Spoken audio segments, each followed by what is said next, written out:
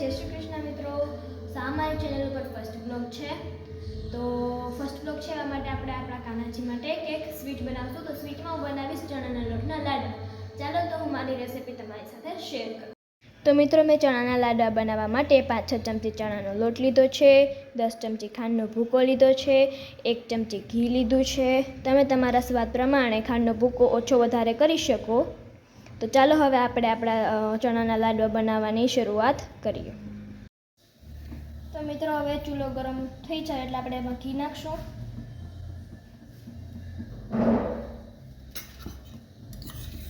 શાયદ થઈ ગયો હશે. ધીરો ચૂલો કરી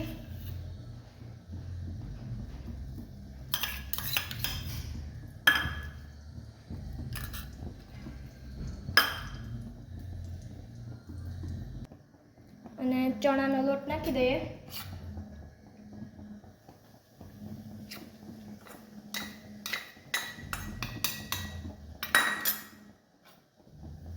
પછી ચણાનો લોટ થોડોક બ્રાઉન થઈ જાય ત્યાં સુધી આપણે પાકવા દઈશું ચણાના લોટને. તો મિત્રો હવે ચણાનો લોટ થોડોક બ્રાઉન થઈ ગયો એટલે મેં ચૂલો બંધ કરી દીધો. હાલો હવે તમને આગળની રેસીપી કહું.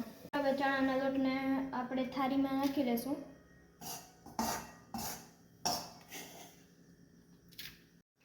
તો મિત્રો હવે ચણાનો લોટ મેં થાળીમાં નાખી લીધો છે. હવે આપણે ખાંડનો ભૂકો નાખીએ.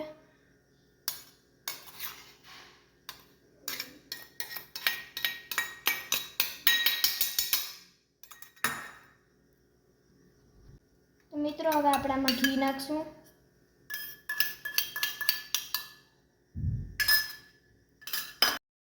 તો મિત્રો હવે આપણે ચણાનો લોટ બાંધવાનો છે ઘીથી ચણાનો લોટ બાંધી અને પછી આગળની પ્રોસેસ કહું. તો મિત્રો હવે આપણા ચણાનો લોટ બંધાઈ ગયો છે. હવે આપણે આને નાના લડ્ડુ કરશું.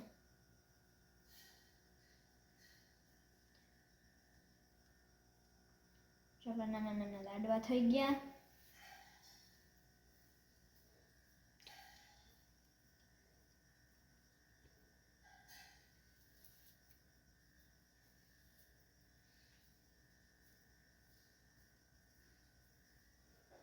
બદામના કટકા કરી લીધા છે. હવે આપણે બદામ નાખશું લાડવાના માથે.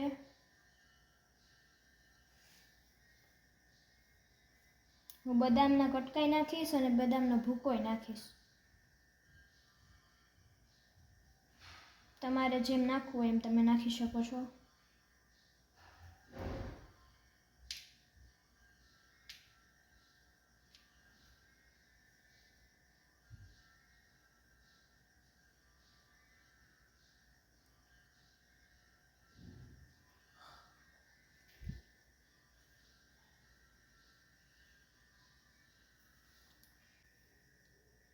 તો મિત્રો હવે આપણે બદામનો ભૂકો નાખીએ. બદામના કટકા તો મેં નાખી દીધા છે લાડવાની માથે. હવે આપણે બદામનો ભૂકો નાખીએ.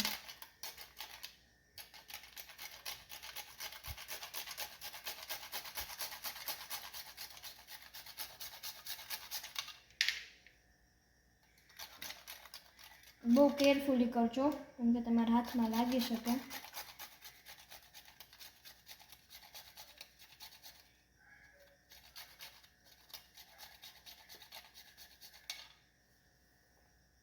તો મિત્રો હવે આપણા ચણાના લોટના લાડવા થઈ ગયા છે અને આપણા રાધે કૃષ્ણ ખાય છે લાડવા.